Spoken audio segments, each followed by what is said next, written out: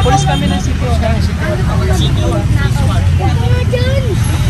Timbog sa isinagawang operasyon ng Special Mayor's Reaction Team Manila Police District ang isang 21 anyos na lalaki sa posesyon ng isang karnap na motorsiklo sa Santa Ana, Maynila. Si alias Leklek, yung may-ari ng nasabing motor, ay nag-lodge ng complaint dito sa atin na nakita niya na na-post yung motor niyang na karnap last September 14 sa Barangay Bagong Silangan, Quezon City. Oktubre 20, pasado alas 7 ng gabi, dumulog sa opisina ni Police Major Edward Samonte ng Special Mayor's Reaction Team ang biktima o may-ari ng isang Yamaha Mio na ninakaw mahigit 10 buwan nakakaraan sa Quezon City. Sumbong ng biktima na ang kanilang motorsiklo ay nakita nilang nakapost sa social media at ibinibenta bilang parts out o pyesa-pyesa na ibinibenta ng isang netizen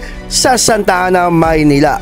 So yun, nakita niya sa post na binibenta yung kanyang motor, yung pyesa carbon fiber na play rings. So agad siya nagpunta rito dahil doon niya sa Santa Ana yung area.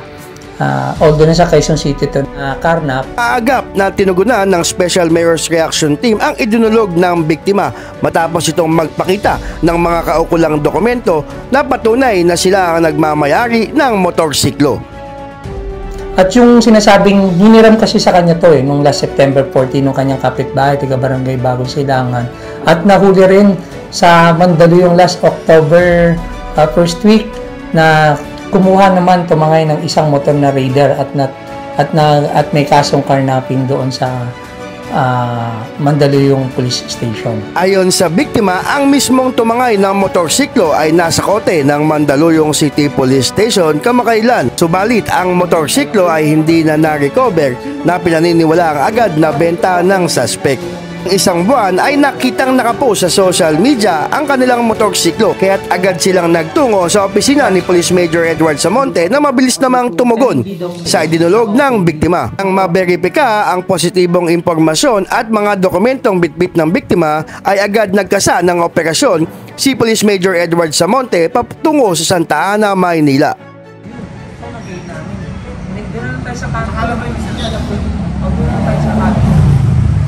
Malapit lang. Pag na-identify yung tawag ka na kay Tommy, magkano naman? Lapit lang sa iyo, ha?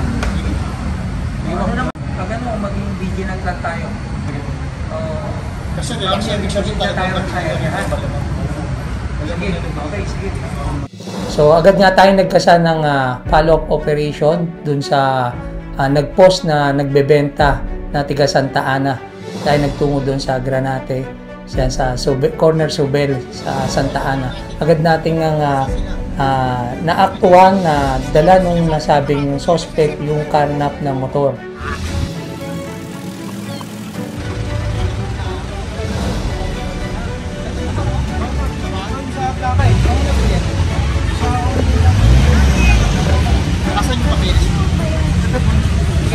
Ano po yun? Pulis kami ng City Hall.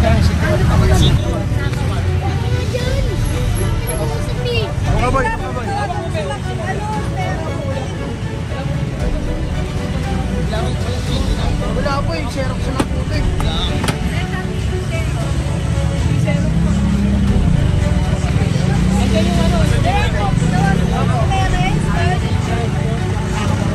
Okay po, kilala ko naman po yun. Sabi po kasi ano lang po eh. Opo, yun lang. Ayun ang sinabi. Pero marami. Bumuna sa opisina, ha? Okay po, no problem. Okay po, no problem. Sasama namin siya kasi. Ikaw na lang dala nun. Magdalan tayo sa kanila. Pare, ayun gusto ko lang. Sa matagumpay na operasyon ng Special Mayor's Reaction Team ay nasa kote ang sinasabing bumili ng nakaw na motorsiklo na nagbebenta ng parts out nito. Maayos din na inipormahan ng mga kaanak ng subject na sumunod sa Manila City Hall. Ayon sa kanya, nung atin lang nakuha yung suspect, ay